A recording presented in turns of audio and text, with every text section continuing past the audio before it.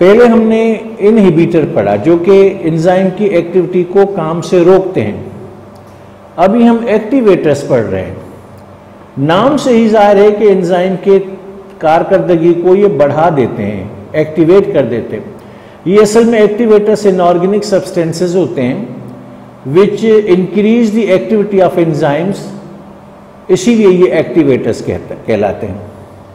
और याद रखिएगा कि हर एक एंजाइम का एक्टिवेटर अलग होता है। मसलन मैग्नीशियम एक्टिवेटर है, लेकिन ये फास्फोटेज एंजाइम का एक्टिवेटर है। मसलन zinc is an activator to carbonic anhydrase.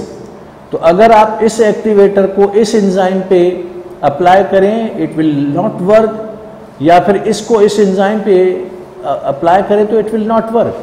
हर एक एंजाइम का एक स्पेसिफिक एक्टिवेटर होता है। तो magnesium is specifically working on phosphatase and zinc is an activator specifically working on carbonic anhydrase. ये बड़ा दिलचस्प पॉइंट है। आइए इसको समझते हैं कि व्हाट इज फीडबैक मैकेनिज्म। अब आप देखें यहां पर कोई सबस्ट्रेट है जिसने मुख्तलिफ मराहिल से होते होते प्रोडक्ट में कन्वर्ट करना है। अब सबस्ट्रेट को एंजाइम 1 ने एक शक्ल में, एंजाइम 2 में दूसरी शक्ल में, और एंजाइम 3 ने फाइनली उसको प्रोडक्ट में कन्वर्ट कर लिया। तो substrate has been converted into the product. अब जब सबस्ट्रेट प्रोडक्ट में कन्वर्ट होता है तो ये बायोलॉजिकल रिएक्शन बॉडी के प्रोग्रामिंग के तहत हो रहा होता है। बॉडी को जितनी प्रोडक्ट रिक्वायर्ड होती है, अगर वो प्रोडक्ट बॉडी को हासिल हो जाए, देन व्हाट विल हैपन कि ये जो प्रोडक्ट के मॉलिक्यूल हैं ये पलटेंगे और इनिशियल एंजाइम जो है वो पूरे पाथवे को जो चला रही है उस एंजाइम की एक्टिविटी को ये प्रोडक्ट के मॉलिक्यूल स्टॉप करेंगे, तो फिर एंजाइमेटिक रिएक्शन जो है ना रुक जाएगा।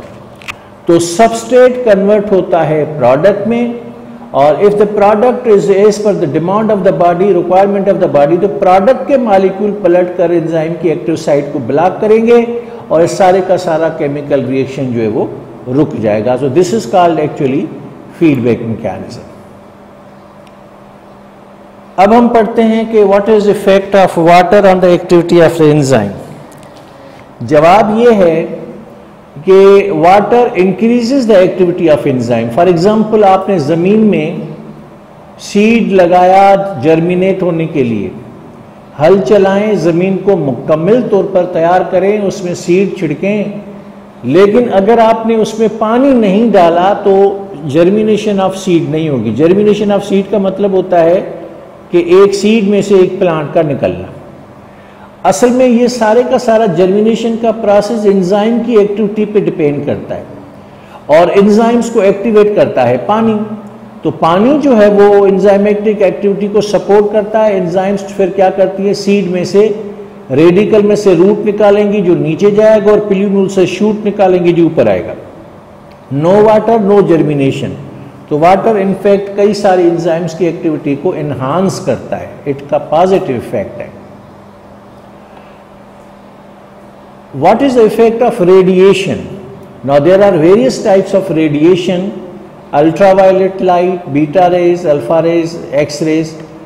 They all alter the shape of enzyme. यानी ये एंजाइम की एक्टिव साइट पे असरअंदाज होते हैं, उसको चेंज करते हैं, उसको डीनेचर कर देते हैं। नतीजतन वो एंजाइम जो है वो सही तरह से काम नहीं करती।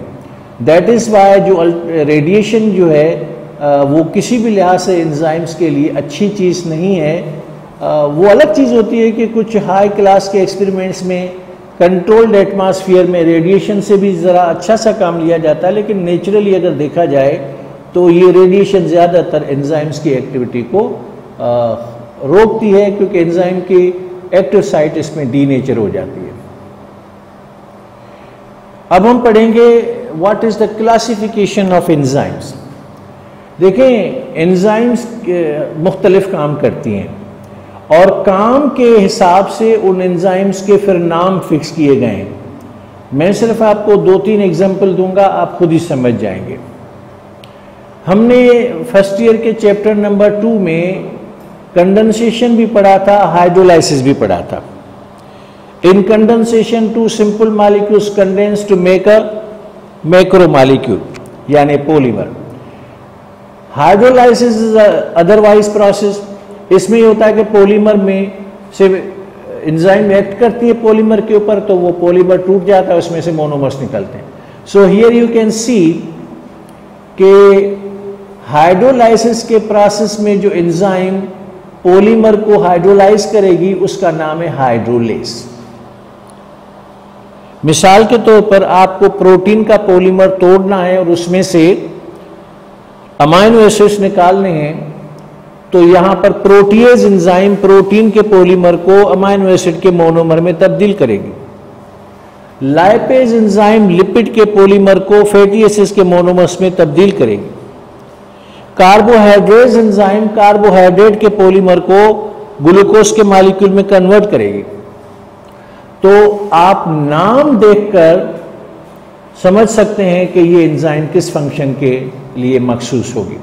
मिसाल के ऊपर आइसोमरेज, आप जानते हैं कि ग्लूकोज एक मोनोमर है और फ्रक्टोज और गैलेक्टोज उसके आइसोमर्स हैं। आइसोमर में होता क्या है कि फार्मूला चेंज नहीं होता, सिर्फ एटम की अरेंजमेंट चेंज हो जाती है।